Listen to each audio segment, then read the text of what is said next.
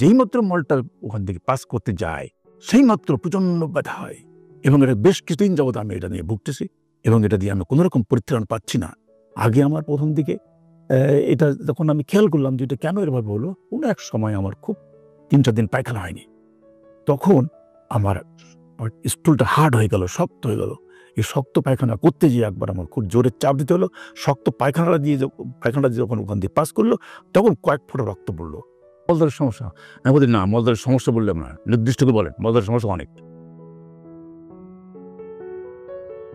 আমাদের রোগীরা আমাদের কাছে যে কি বলে জানেন, মলদ্বারের সমস্যা ছাড়া মলদ্বারের সমস্যা। আমি বলি, না, মলদ্বারের সমস্যা বললাম না, নির্দিষ্ট করে বলেন মলদ্বারের সমস্যা অনেক। কি সমস্যা আপনারা বলেন?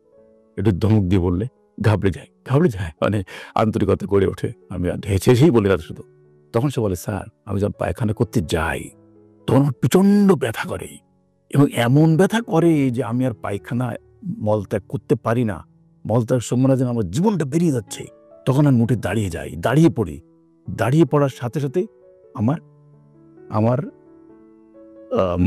মলটা পাস হয় না, আমি একটু আরাম বোধ করি। কিন্তু যেই মাত্র মলটা ওখান থেকে পাস করতে যায় সেই মাত্র প্রচণ্ড ব্যথা হয় এবং এটা বেশ কিছুদিন যাবৎ আমি এটা নিয়ে ভুগতেছি এবং এটা দিয়ে আমি কোনোরকম পরিত্রাণ পাচ্ছি না।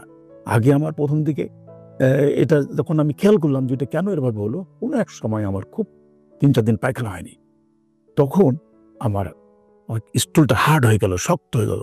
এই শক্ত পায়খানা করতে যেয়ে একবার আমার খুব জোরে চাপ দিতে হলো।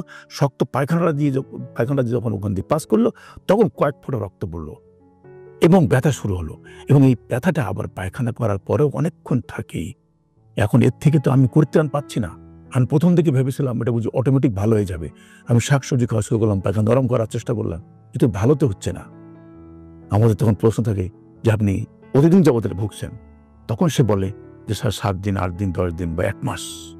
এই অসুখ কিন্তু ১ মাস অথবা ২ মাসের মধ্যে দিয়ে আপনার এই মলদ্বারে ব্যথা করে, পায়খানা করার সময় ব্যথা করে, এই পায়খানা করার পরেও ব্যথাটা থাকে। এই দুটো লক্ষণ মনে রাখবেন, পায়খানা করার সময় ব্যথা এবং পায়খানা করার পরেও ব্যথাটা থাকে।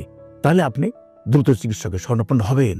কারণ এই রোগটির নাম হলো অ্যানাল ফিশার এবং কারণ হলো ওটাই হার্ড স্টুল, শক্ত পায়খানা এবং আপনি ৩-৪ দিন পায়খানা না করার কারণেই ওটি হয়েছে।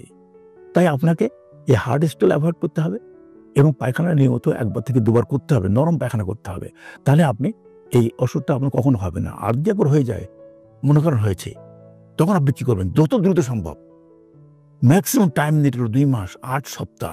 এর মধ্যে আপনি মেডিকেল ট্রিটমেন্ট নেন এবং ৮ সপ্তাহের মধ্যে আপনি আসেন, তাহলে কিন্তু আপনার এই রোগটি মেডিসিনেই ভালো হয়ে যাবে। ভালো হয়ে যাবে লক্ষণ আছে। আর যদি আপনি অবহেলা করেন, উপেক্ষা করেন, এড়িয়ে চলেন, চিকিৎসা না নেন, তাহলে আপনার ২ মাস, ৩ মাস, ৬ মাস হয়ে গেছে। তখন যেটাকে আমরা ক্রনিক অ্যানাল ফিশার বলি এবং ক্রনিক অ্যানাল ফিশারের কারণেই কিন্তু আপনি আর মেডিকেল চিকিৎসায় ভালো হওয়ার সম্ভাবনা নাই, মেডিকেল চিকিৎসায় ভালো হবে না। তখন আপনাকে সার্জনের শরণাপন্ন হতে হবে। সার্জন আপনাকে যে অ্যাডভাইস দেবে সেই অ্যাডভাইসটা মেনে চলবেন, যে চিকিৎসা দেবে সেই চিকিৎসা মেনে নেবেন, তাহলে আপনি ভালো হয়ে যাবে। ধন্যবাদ।